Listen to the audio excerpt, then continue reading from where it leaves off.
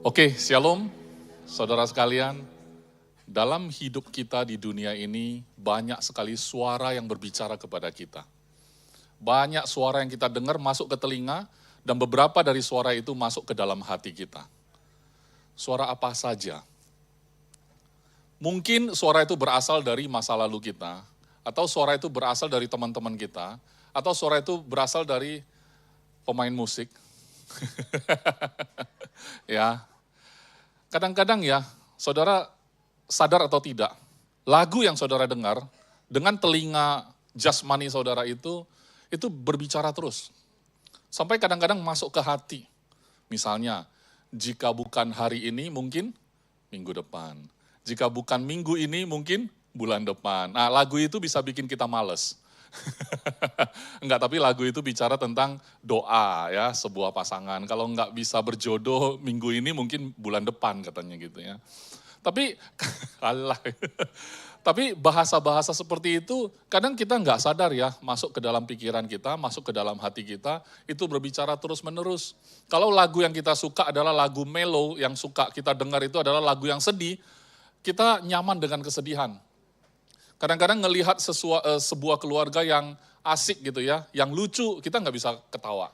Kita nggak bisa ikut senyum. Kenapa? Karena bagi kita itu tidak normal. Normalnya itu agak sedih-sedih, melo-melo gitu ya. Karena itu realita dalam hidup kita dan kita anggap itu normal. Nah, kalau realita dalam hidup kita terjadi terus-menerus dalam hidup kita, itu bisa menjadi satu suara yang berbicara terus, saudara.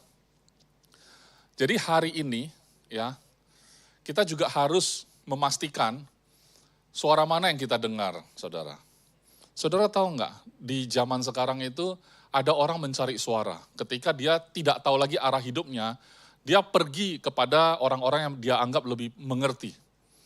Kadang-kadang yang lebih pakar, mungkin pakar neuro-linguistic program mungkin. Pernah dengar kata NLP, neuro-linguistic program? Intinya apa yang saudara pikirkan, dia bisa bantu ubah dan program ulang. Supaya punya mindset yang lebih positif. Itulah kerjaan motivator. Ya, kadang lebih sedikit spiritual, mereka cari yang namanya astrologer. Saudara sering lihat anak-anak muda, oh kamu apa? Cancer. Cancer sifatnya apa? Misterius atau apa gitu ya. Saudara tahu astrologi itu berasal dari susunan bintang-bintang yang dibaca oleh para pakarnya gitu ya. Dan saya rasa astrologer itu zaman dulu ada orang Majus ya. Dia lihat bintang yang ada dan bintang itu membawa mereka sampai ketemu Yesus. Ya, bintang-bintang dibaca-baca gitu. Ya, bintang pun berbicara, bintang pun punya suara.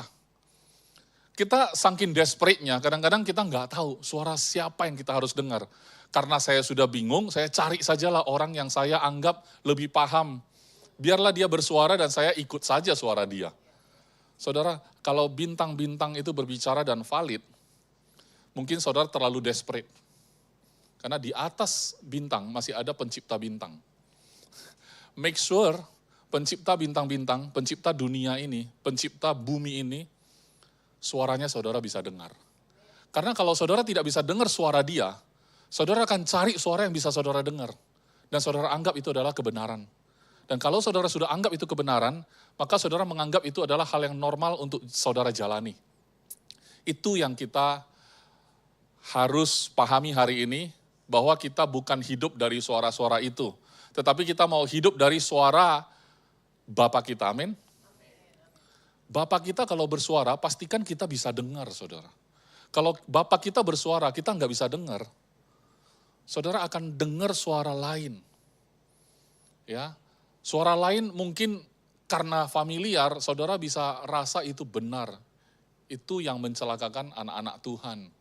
Hari ini saya mau masuk melalui pembacaan firman dari Roma 8. Mungkin pembacaan firman ini saudara terlalu familiar juga kali ya. Terlalu familiar, pastor saya sudah tahu ini. Coba kita selami dulu hari ini ya. Oke, Roma 8 ayat 15, 16 dan langsung ke 19. Sebab kamu tidak menerima roh perbudakan yang membuat kamu menjadi takut lagi. Tetapi kamu telah menerima roh yang menjadikan kamu anak Allah. Oleh roh itu kita berseru, ya Aba, ya Bapa. Roh itu bersaksi bersama-sama dengan roh kita. Bahwa kita adalah anak-anak Allah. Ini ada suaranya, saudara. Biarlah suara dari firman ini berbicara kepada kita hari ini. Kalau kita bilang kita tidak menerima roh perbudakan, berarti kita bukan budak. Tapi roh yang kita terima adalah roh yang menjadikan kita anak Allah. Budak versus anak. Judul khotbah hari ini adalah You are a son, not a slave. Saudara mungkin bilang, saya sudah tahu lah pastor, saya itu kan anak, saya bukan budak. Tapi saudara, Roma itu adalah tulisan sang rasul untuk gereja. Berarti orang percaya. Kenapa orang percaya harus diingatkan bahwa dia tidak terima roh perbudakan? Kenapa ditujukan kepada orang percaya? Harusnya kalau untuk orang percaya nggak usah bahas budak, karena memang mereka bukan budak. Tapi kenapa harus diingatkan sekali lagi? Karena saudara, sekalipun saudara mengaku sama saya, pastor saya sudah tahu saya anak kok, saya bukan budak. Tapi sadar atau tidak, kita menjalani hidup dengan pemikiran seorang budak. Tapi mungkin kita tidak sadar. Karena kita tidak mau mengakui itu. Kita mengakunya kita tetap anak gitu loh. Tapi sehari-harinya kita menjalani, kita berpikir, kita berjalan, melangkahkan kaki, tidak seperti seorang anak. Tapi seorang hamba atau budak. Ya. Budak itu diliputi rasa takut, saudara. Takut salah ini, salah itu. Saudara bayangkan saja, kalau seorang anak dan seorang hamba atau servant ya, kerja di sebuah perusahaan, beda enggak? Beda tidak? Pasti beda. Sama-sama kerja loh judulnya. Betul ya? Sama-sama kerja loh. Tapi perusahaan ini adalah punya bapak saya. Terus teman saya seumuran juga sih, dia kerja juga di perusahaan papa saya. Tapi pasti cara kerjanya berbeda. Kalau seorang budak, saudara, dia akan melihat segala sesuatu sebagai beban, pekerjaan. Kalau misalkan si bos mengatakan, kita bulan depan mau buka cabang ya. Ya, bakmi, katakan bakmi. Buka cabang ketiga, keempat. Yang adalah pekerja biasanya bilang, capek deh, si bos ini maunya apa lagi sih. Nanti 2 bulan lagi, buka lagi cabang di sana. Kita lagi yang disuruh keliling. Capek deh, sampai jam berapa sih saya bisa istirahat. Sekarang Sabtu Minggu aja kerja. Wah, itulah mentalitas seorang pekerja. Tapi kalau mentalitas anak, mendengar papanya buka cabang bakmi ketiga, keempat, kelima, senang nggak? Karena dia ahli warisnya. Semakin berkembang perusahaan bapaknya, semakin senang. Apakah dia hitung-hitungan kerja lemburan? Seorang anak tidak akan hitungan jam kerja. Kenapa? Karena apa yang dia lakukan bukanlah hitungan untuk upah, tetapi untuk dia sebagai yang mewarisi, saudara. Berbeda bukan? Berbeda ya? Nah sekarang ayat 19. Sebab dengan sangat rindu seluruh makhluk menantikan saat anak-anak Allah dinyatakan. Saudara, anak itu adalah sebuah identitas. Anak bukanlah sebuah jabatan yang bisa saudara kejar. Lakukanlah 5 step ini, nanti saudara akan diangkat menjadi anak. Bukan. Anak itu adalah yang dilahirkan. Anak adalah sebuah identitas. Tidak bisa saudara upayakan, saudara. Ya, menjadi anak Pastor Yudi, bisa enggak saudara tiru bajunya Joel? Supaya dikatakan anak Pastor Yudi. Nggak bisa. Face off boleh nggak? Face off supaya wajahnya mirip, ya. Operasi plastik, oplas ya. Pakai gambarnya Joel. Bisa nggak jadi anak Pastor Yudi? Ya nggak bisa. Nggak bisa. Syaratnya jadi anak Pastor Yudi apa? Lahir dari rahimnya Pastor Lita. Saudara bisa lakukan itu tidak? Kalau bisa ya, saudara akan jadi anak Pastor Yudi. Tapi kenyataannya bukan begitu, kebenarannya bukan begitu saudara ya. Tetapi tadi ayat yang 19 dikatakan dengan sangat rindu seluruh makhluk, coba dibalik. Roma 8 ayat 19 masih. Sebab dengan sangat rindu. Saudara kalau sangat rindu itu benar-benar ya, the earnest expectation. Dengan benar-benar menunggu, menanti dengan serius. Tentang apa? Siapa yang menantikan? Seluruh makhluk. Makhluk itu termasuk semua ciptaan Tuhan.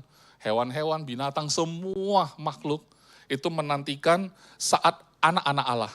Saat saudara dan saya dinyatakan, saudara.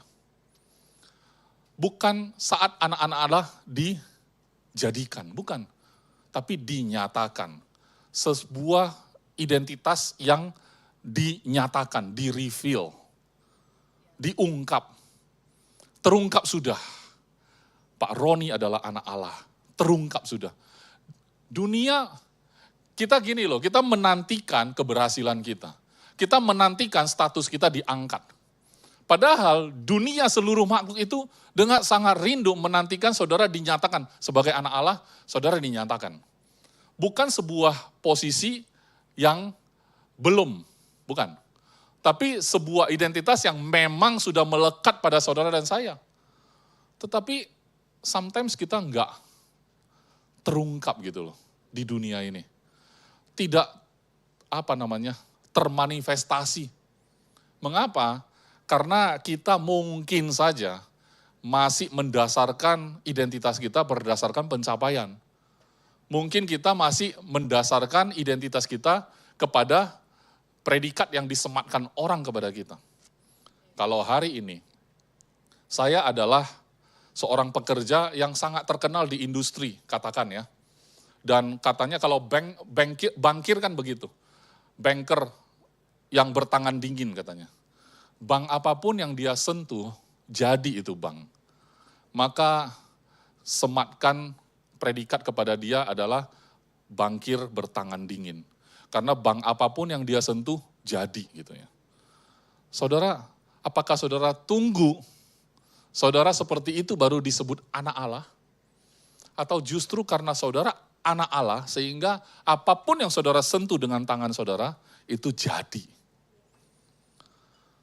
Saudara bisa tahu bedanya enggak? Saudara tunggu sampai saudara bisa dapat predikat itu, karena apapun yang saudara sentuh kelihatannya berhasil banget, sampai Anda layak disebut, wah ini anak Allah ini. Kenapa? Buktinya yang dia sentuh jadi semua. Berarti nunggu itu, atau sebenarnya saudara sudah anak Allah.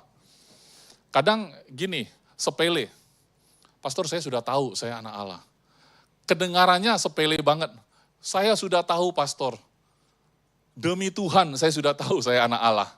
Tapi, waktu kita melihat manifestasi demi manifestasi, saudara pernah dengar enggak orang Kristen mengeluh? Dulu waktu saya di Medan jadi gembala, ada salah satu jemaat bertanya kepada saya, Pastor, kenapa orang yang tidak percaya Yesus, hidupnya malah lebih berhasil kadangkala? Pastor, kenapa mereka tidak ada Kristus, tetapi lebih kaya dari kita? Saudara tahu jawaban saya? Saya tanya, jadi mau lu apa? Mereka lebih miskin, maunya gitu. Terus dia bilang, enggak tahu ya gimana maunya. Karena ngelihat orang tanpa Kristus tapi lebih kaya, kenapa terganggu ya? Kenapa terusik ya? Seolah-olah identitas dia sebagai anak Allah itu jadi pertanyaan. Bahkan dia pun mempertanyakan itu. Saudara, kadang ya suara orang mempertanyakan kita, kamu anak Allah bukan sih? Itu tidak lebih keras atau menyakitkan ketimbang suara kita sendiri, saudara. Kadang kita lihat di cermin ya, kita yang mempertanyakan itu. Kamu anak Allah bukan sih? Lihat di cermin, kamu anak Allah bukan sih? Kalau anak Allah kenapa begitu ya? Kadang kita pun meragukan, kita ini anak Allah atau bukan. Jangan-jangan ada sesuatu yang belum beres. Saya mungkin harus lakukan sesuatu lagi. Itu balik kepada budak. Saudara sudah anak Allah. Tapi kadang dari cara saudara bertanya dengan tentang satu masalah, itu menunjukkan saudara masih hidup dalam mentalitas perbudakan. Padahal roh yang diberikan bukan roh perbudakan, tapi roh yang memberi kuasa membuat kita menjadi anak-anak Allah. Roh Allah loh yang dia berikan, saudara. Roh dia sendiri loh. Tapi karena apa yang dilihat mata, membuat kita mempertanyakan itu loh, saudara. Mungkin saudara berpikir, Pastor, Kalau saya sih nggak begitulah. Mungkin tetangga saya kali. Ya, saya nggak pernah bertanya kok, orang tanpa Kristus kenapa lebih kaya dari saya? Saya nggak pernah bertanya kok. Tapi saudara mungkin akan berpikir tentang hal lain, bukan soal kekayaan. Mungkin soal hubungan, mungkin soal kesehatan tubuh. Pastor, itu di luar Kristus mereka nggak percaya Yesus, tapi sehat-sehat saja tuh. Keluarganya damai sejahtera dan tentram. Kemudian kayanya luar biasa. Saya tanya sama jemaat saya itu, maumu dia di bawahmu, karena kamu ada Kristus. Menurutmu, kalau orang punya Kristus, dia punya privilege ke surga enggak? Iya pastor, kamu percaya ya? Orang yang dalam Kristus nanti masuk surga tuh, percaya ya? Percaya. Nah mereka enggak punya Kristus, mereka enggak ke surga dong? Enggak. Jadi lu maunya mereka di dunia miskin, penuh duka lara, nestapa, terus mati masuk neraka, tetap gitu ya? Bingung dia. Ya nggak apa-apa lah. Di dunia ini kalau mereka lebih kaya emang kenapa? Kan gitu ya. Kadang kita mendasarkan identitas kita sendiri pun berdasarkan apa yang kita lihat, kita dengar, kita rasa. Anyway, identitasmu sebagai anak bukanlah perasaan. Identitas seorang anak itu bukan tentang kamu rasa atau tidak. Tapi itu adalah kebenaran. Ya. Karena anak raja sekalipun, begitu terlahir diculik orang misalnya, dia anak raja loh. Meskipun dia diculik sama orang, suatu hari dari penculikan itu ada yang selamatin dia. Katakanlah seorang hero ya, seorang pahlawan. Dapat nih anak, dia mau pulihkan kembali identitasnya. Dikasih tahu loh, kamu sebenarnya anak raja. Dia bisa percaya enggak?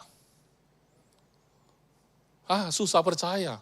Karena dia disarang penyamun sepanjang masa. Dan bagi dia itu makan daging manusia itu biasa. Ini serem banget sih. Disarang penyamun, bunuh orang itu hal yang biasa. Merampok, merampas punya orang itu biasa. Tiba-tiba dikasih tahu, kamu gak usah lakukan itu. Kamu aja anak raja. Sini aku bawa kamu ke bapakmu yang sebenarnya.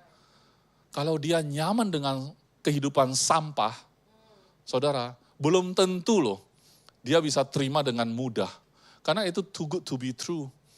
Good news bahwa dia anak raja, belum tentu dia bisa terima saudara. Jangan dikira enak banget orang Kristen, cuman enak banget ya, ngomong aja, percaya Yesus jadi anak. Gampang sekali, belum tentu loh. Belum tentu saudara. Manusia itu lebih suka bukan jadi anak, tapi jadi budak. Oh ngomongnya kok gitu pastor? Enggak sadar. Orang itu enggak sadar. Lebih suka diupah kan? Iya kan? Emang kamu senang melakukan sesuatu, sudah bekerja keras, enggak dihargai. Salah satu bukti bahwa kita kadang-kadang tidak tidak merasa kita anak. Salah satu bukti adalah ngomong suami istri ya, aku ini enggak butuh apa-apa kok. Aku cuma butuh dihargai. Satu kalimat itu saja, seolah-olah identitasnya enggak firm. Dia masih butuh dihargai, saudara. Saya enggak butuh apa-apa, pastor. Cuma satu yang saya butuh, dihargai. Saya rasa cukup satu itu sudah merefleksikan. Kamu masih punya kebutuhan yang kamu seolah-olah tidak bisa dapat dari Tuhan. Sampai kamu masih butuh dari suamimu. Tajam memang. Kalau kita suami ngomong ke istri, "Ma, kamu tidak perlu lakukan apapun." Kan gitu ya. Kamu cuma perlu bikinin aku kopi. Kopi pagi sekali, siang sekali, malam sekali. 3 kali sehari cukup.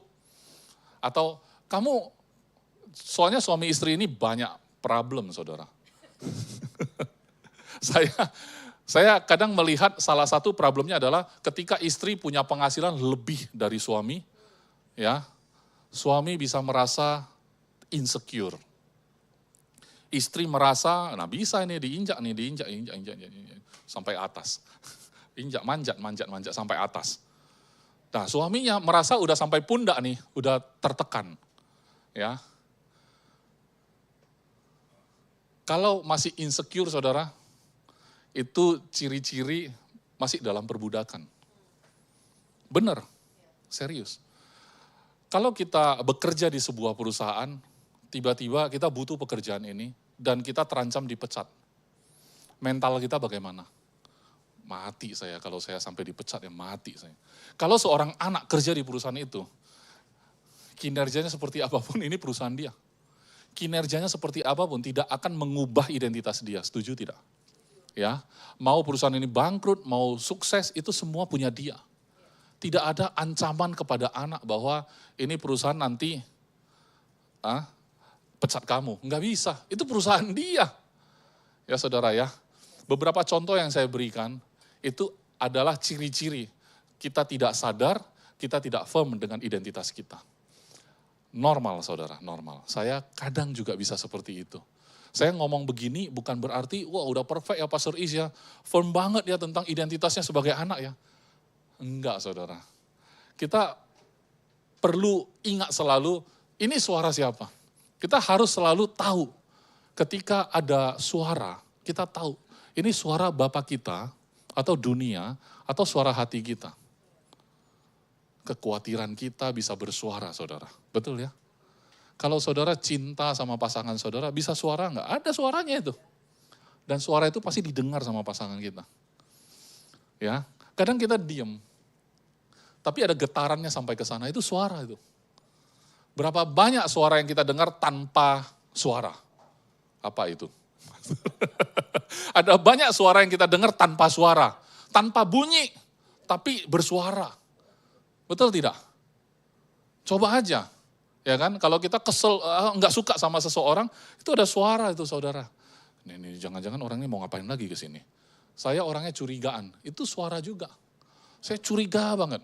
Kalau ketemu orang saya curigaan saudara, jujur. Apakah saya insecure? Itu mungkin tidak ada hubungan sama insecure. Tetapi itu bisa membuat saya bertingkah aneh loh. Karena saya udah curigaan dulu sama orang.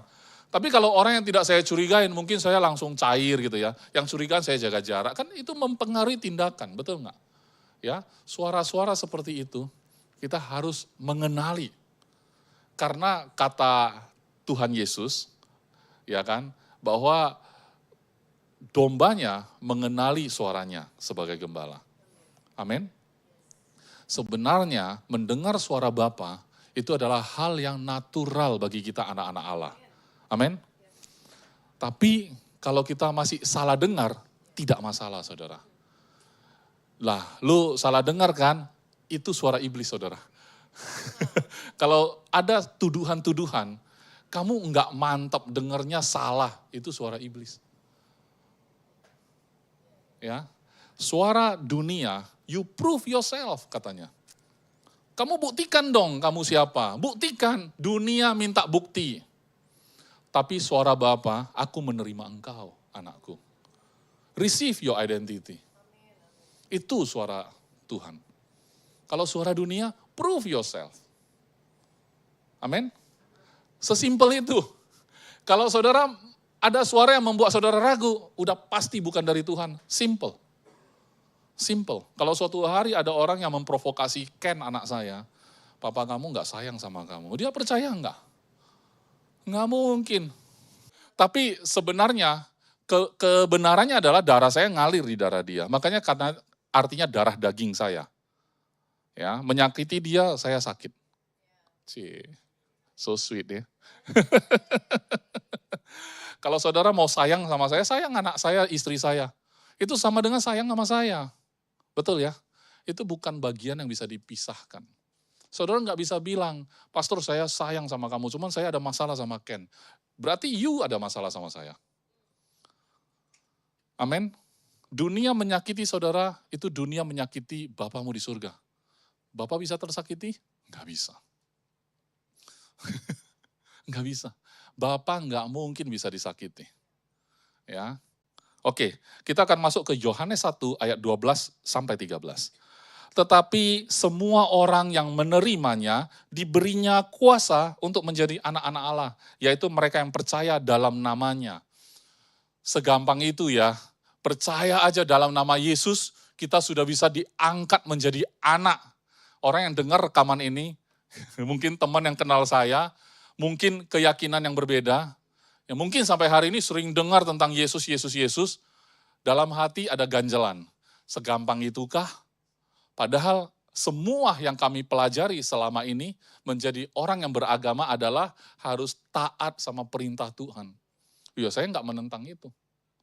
Saya tidak menentang itu. Hampir semua agama berbicara tentang reward dan punishment. Kalau kamu berbuat yang baik, kamu akan terima akibat yang baik juga. Betul ya?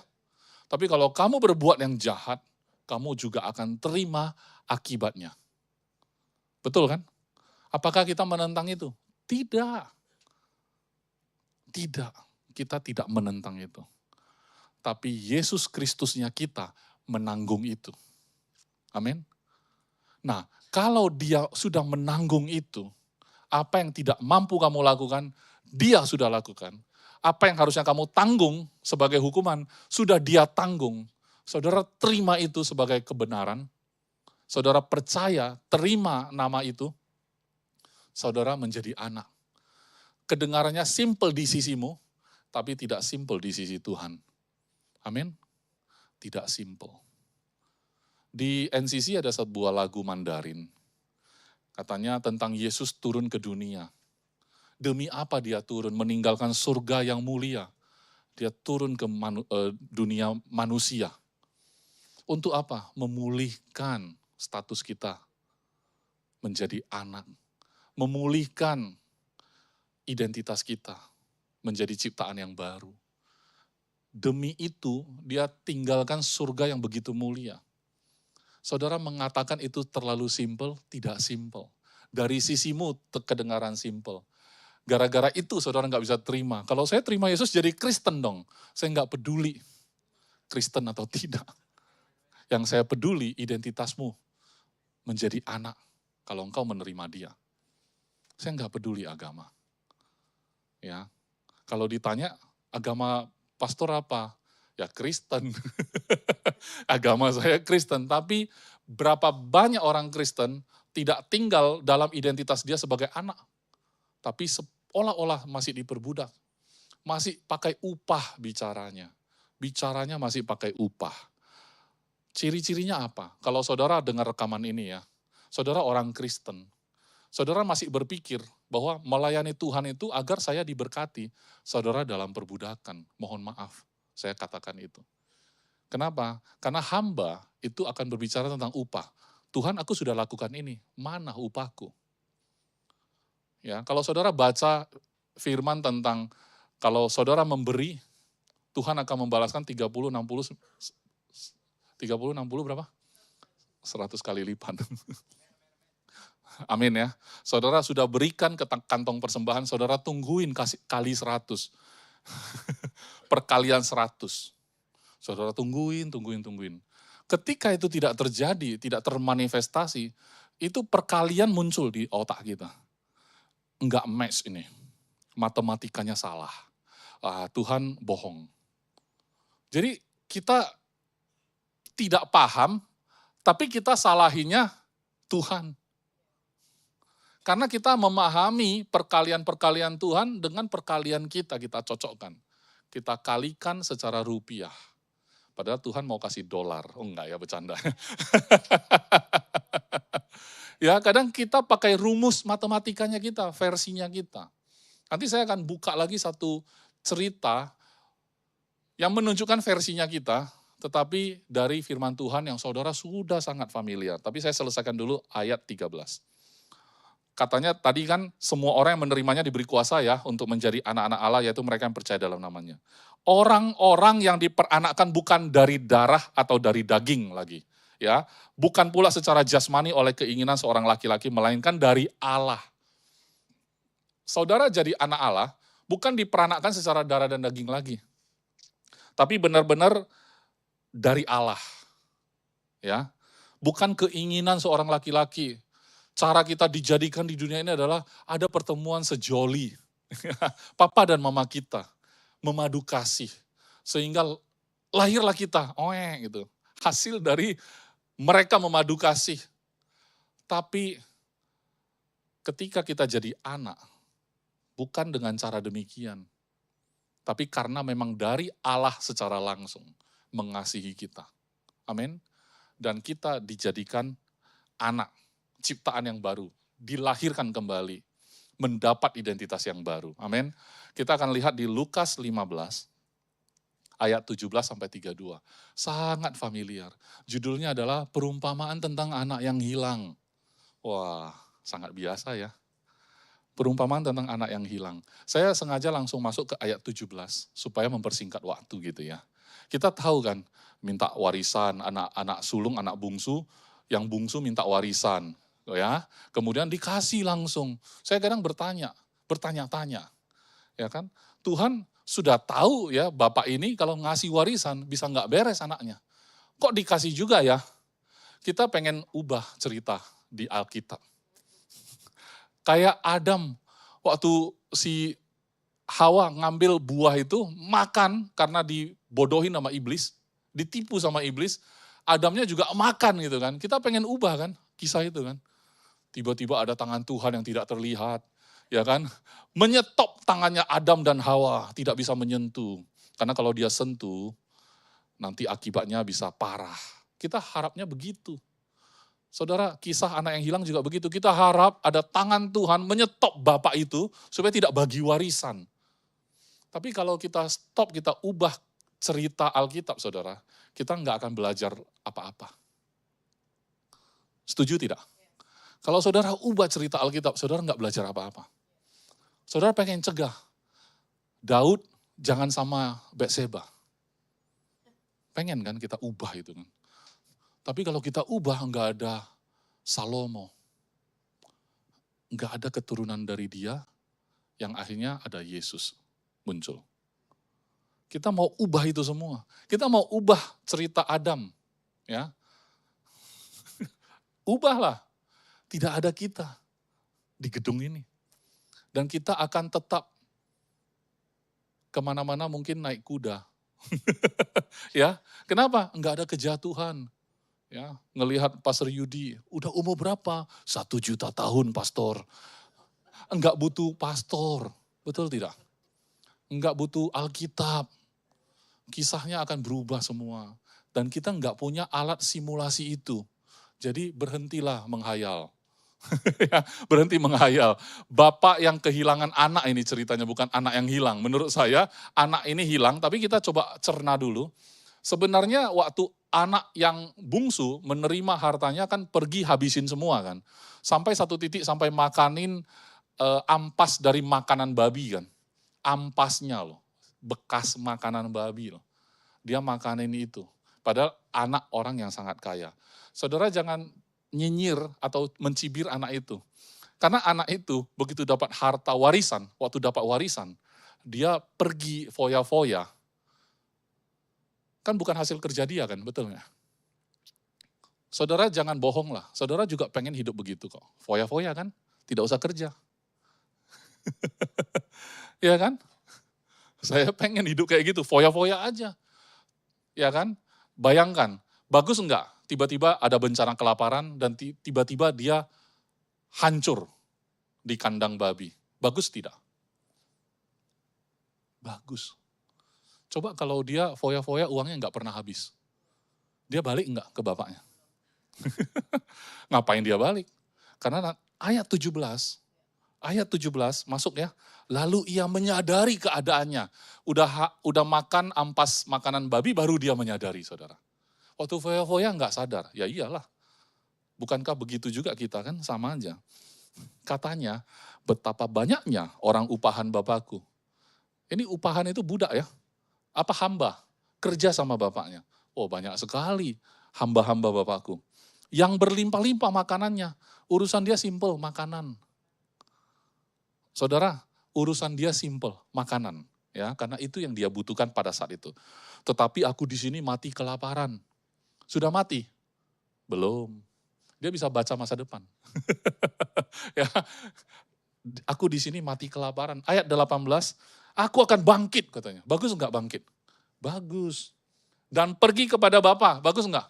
Bagus pergi kepada Bapa. Dan berkata kepadanya, inilah skrip yang dia hafal. Bapa, aku telah berdosa terhadap surga dan terhadap Bapa. Mungkin pakai intonasi ya. Ayat 19, aku tidak layak lagi disebut anak Bapa. Jadikanlah aku sebagai salah seorang upahan Bapa. Simple ya, demi apa? Demi makanan. Ya, kita kesandung gara-gara makanan ya. Oke, maka bangkitlah ia dan pergi. Dia lakukan itu. Jadi saudara, ini anak ya, dia latihan dulu. Nanti kalau aku ketemu bapakku, aku akan bilang, aku sudah berdosa terhadap surga dan terhadap Bapa. Aku tidak layak lagi disebut anak. Kalau gitu, jadikan aku orang upahan. Simple, seperti itu. Dia pergi kepada bapaknya, ketika ia masih jauh, ayahnya telah melihatnya. Lalu tergeraklah hatinya oleh belas kasihan. Ayahnya itu berlari mendapatkan dia, lalu merangkul dan mencium dia. Ini habis makan makanan babi, bau lah ya, pasti bau. Tapi si ayah pergi merangkul. Merangkul itu artinya apa? Menerima. Mencium artinya apa? Dia tidak jijik. Dia menerima kondisi anaknya yang kotor itu. Habis itu, ayat 21, kata anak itu kepadanya, sesuai skrip. Sesuai skrip. Bapa, aku telah berdosa terhadap surga dan terhadap Bapa. Aku tidak layak lagi disebut anak Bapa. Ayat 22, tetapi ayah itu berkata kepada hamba-hambanya. Saudara pasti tahu kan, banyak pengkhotbah mengatakan, saudara, dia tidak diizinkan melanjutkan kata-kata yang sudah dia hafal. Jadikanlah aku seorang upahan. Saudara, pertobatan versi kita adalah, Tuhan, aku menyesali perbuatanku. Aku tidak akan melakukan itu lagi. Aku mau melayani Engkau. Aku menyerahkan hidupmu kepadamu. Ya, terimalah aku menjadi hamba-Mu, hamba. Pertobatan versi kita pengen jadi hamba. Berfungsi melayani Bapa. Tapi sorry ya, dia bukan Tuhan, tapi dia Bapa. Kalau dia Bapa, kamu anak. Kalau kamu anak, nggak mungkin kamu jadi hamba. Kalau tidak mungkin jadi hamba, ya jangan jadi hamba, saudara. Amin. Kalau tidak mungkin kamu jadi hamba, jangan jadi hamba. Bapaknya terbukti tidak memperhitungkan perkataan anaknya yang belum terucap. Ini bapaknya seolah-olah sudah tahu dia mau ngomong jadi orang upahan. Tapi dia langsung, tetapi ayah itu berkata kepada hamba-hambanya. Di sana ada hamba juga ya. Lekaslah bawa kemari jubah yang terbaik. Pakaikanlah itu kepadanya dan kenakanlah cincin pada jarinya dan sepatu pada kakinya. Pengkhotbah pasti mengatakan ya bahwa cincin adalah identitas. Karena itu kayak stempel. Jadi kalau dia butuh apa-apa, stempel aja. Oh, ini anak si A. Ya, sah. Itu identitas. Ya, kemudian ambillah anak lembu tambun itu, sembelilah dia dan marilah kita makan dan bersuka cita. Sebab anakku itu ini telah mati dan menjadi hidup kembali. Emang anaknya mati ya? Enggak, tapi anaknya tadi ngomong di sana, saya di sini mati kelaparan. Saudara, banyak orang Kristen posisinya anak loh. Tapi dia anggap dirinya mati. Ya. Dia merasa dia mati kelaparan. Itu perasaanmu, saudara. Hari ini saudara adalah anak. Amin? Amin, oke. Kalau di luar itu ada perasaan-perasaan saudara tidak layak, itu perasaanmu saja. Kenyataannya, kebenarannya, engkau layak di hadapan Bapa. Amin. Kemudian, maka mulailah mereka bersukaria. Ayat 25. Ayat 25. Tetapi anaknya yang sulung, nah ini asik ya, anak sulung itu di rumah terus loh. Enggak pernah kemana-mana. Ya. Berada di ladang, lagi apa? Lagi kerja, saudara.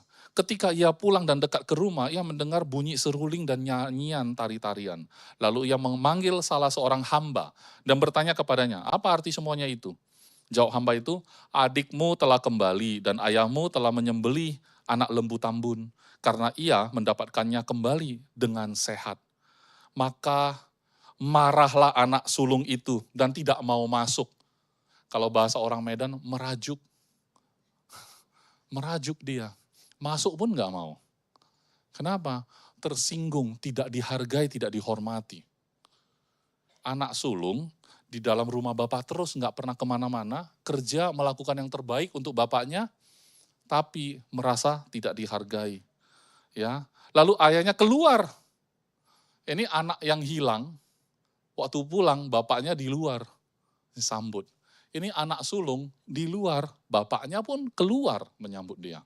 Amin.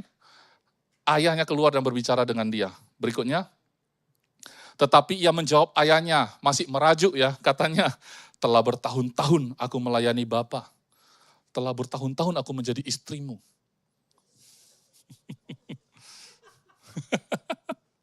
Ya, dan belum pernah aku melanggar perintah Bapa. Luar biasa, ya. Tetapi kepadaku belum pernah Bapa memberikan seekor anak kambing. Kambing ya, yang kecil lah, nggak usah lembu deh. Kambing aja nggak pernah Bapa kasih.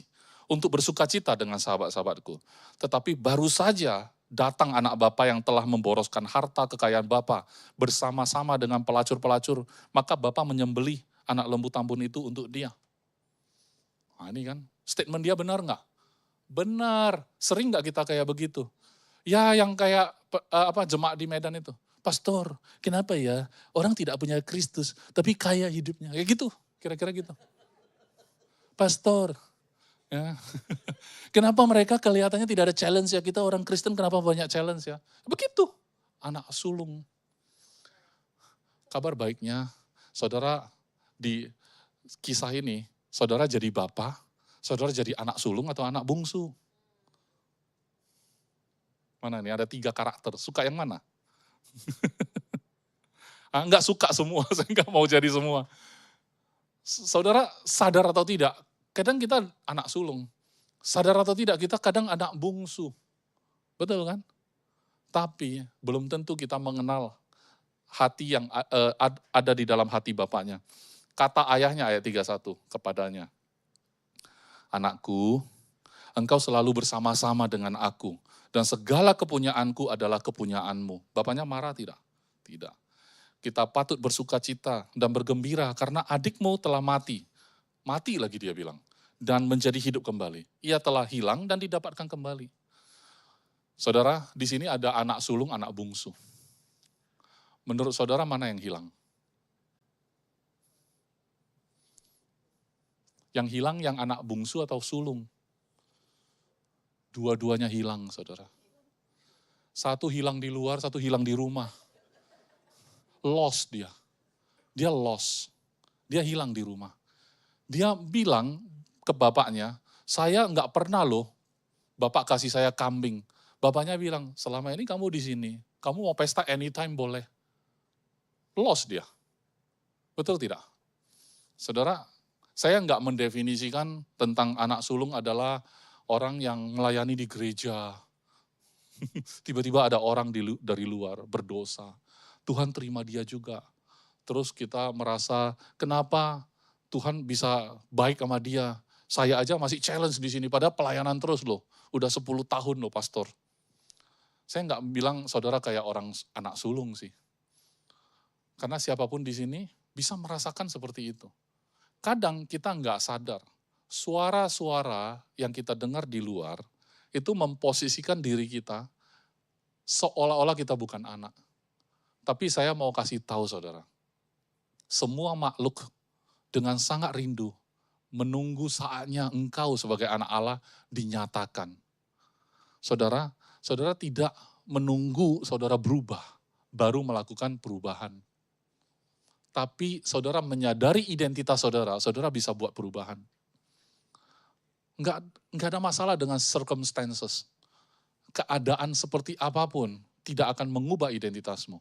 Justru karena identitasmu anak Allah, kamu bisa bikin perubahan di luar. Tapi tidak tunggu itu, saudara. Amin. Tidak tunggu itu. Sekalipun kenyataan hidupmu jauh, ya, di bawah menurutmu, di bawah orang-orang tidak punya Kristus. Saudara, kita berhenti memberikan keluhan-keluhan seperti itu. Bukan saya bilang tidak boleh mengeluh, tapi keluhanmu itu tidak ada faedahnya untukmu sebenarnya. Ayo kita setuju sama perkataan Tuhan. Kalau dia mengasihi kita, benar dia mengasihi kita. Kalau kita anaknya, benar kita anaknya. engkau bukan budak, engkau bukan hamba, engkau adalah anak. Amin. Dan anak itu selalu adalah anak, tidak pernah berubah. Anak saya mungkin bisa melakukan kesalahan, mungkin dia punya kelemahan, tapi ya dia anak saya. Saya sudah katakan begitu berulang-ulang kepada Ken, dari dia masih kecil. Kecil, kecil banget kan. Saya bilang, Ken, kamu anak papa. Kalau di luar sana kamu salah sesalah apapun, kamu cerita aja. Kenapa? Paling diomelin. Resiko terbesar cuma diomelin, saudara. Tapi the end of the day, dia anak saya. Amin. Kalau Ken gagal, saya nggak akan lihat dia gagal, saya yang gagal. Kalau kamu gagal, Bapak gagal. Pertanyaan saya, Bapak kita bisa gagal? Tidak bisa. Kalau tidak bisa, saudara pun tidak bisa gagal. Amin. Oke. Oke. Saya akan tutup dari Galatia 4 ayat 6 sampai 7. Setelah semua penjelasan ini, ya, penutupannya adalah Galatia 4 ayat 6 sampai 7.